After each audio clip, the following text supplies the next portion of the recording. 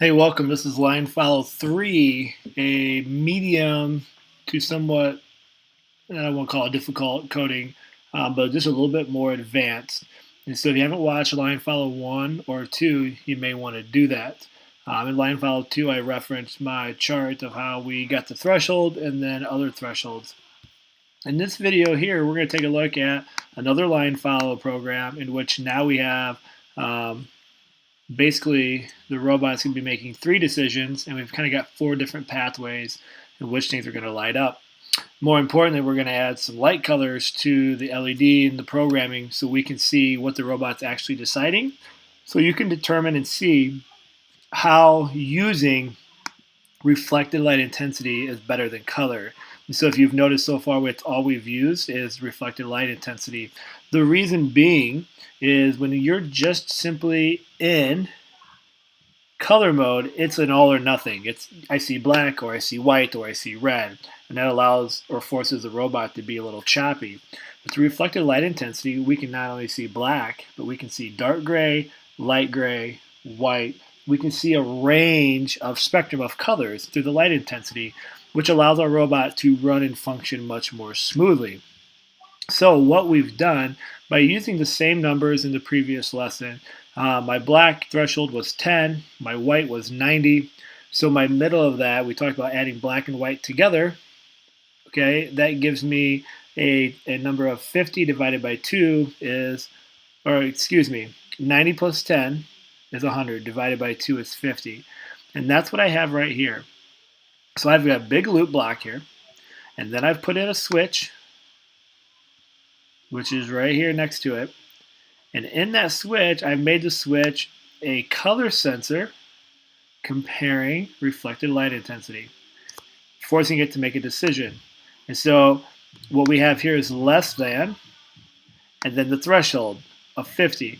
If it is less than 50, that's true, and it's going to go up here.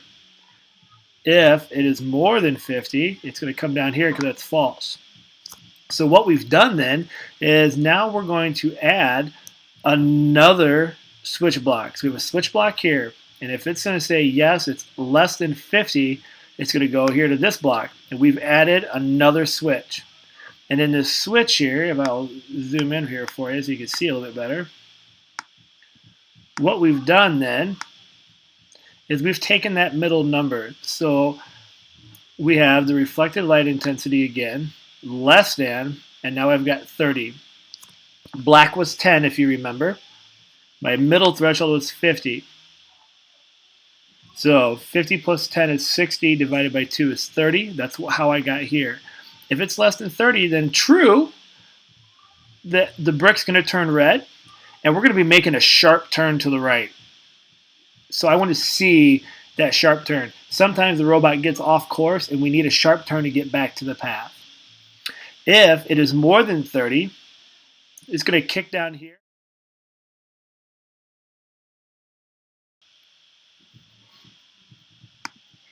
All right, so then down here it's the same thing, except we'll be hanging everything to the left.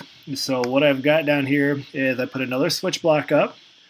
So if it is more than 50, that's false. It's kicking down here. And now we're going to read. If it's less than 70, so from 50 to 69, it's going to shoot up here to true. It's going to show red, and it's going to make a sharp turn to the left. And it's going to kick back out. If the light sensor reads more than 70, that's false because that's our equation. It's going to kick down here. It's going to turn green, and it's going to do a soft turn to the left. It's important that we start to realize the power of the reflected light intensity when programmed right, because now our robot can make various decisions. If we need to make a sharp turn to get back on track and correct itself, or to make a soft turn so it flows nice and smooth and easy. And so this one here, not a whole lot different from the previous one, except for now we're using light of the brick so we can kind of see what decisions are being made, and we can start to get a feel for the robot itself. And you can dial these in with your speeds and your directions and things of that nature. So let's take a look and see how this one runs on the same mat to give you an idea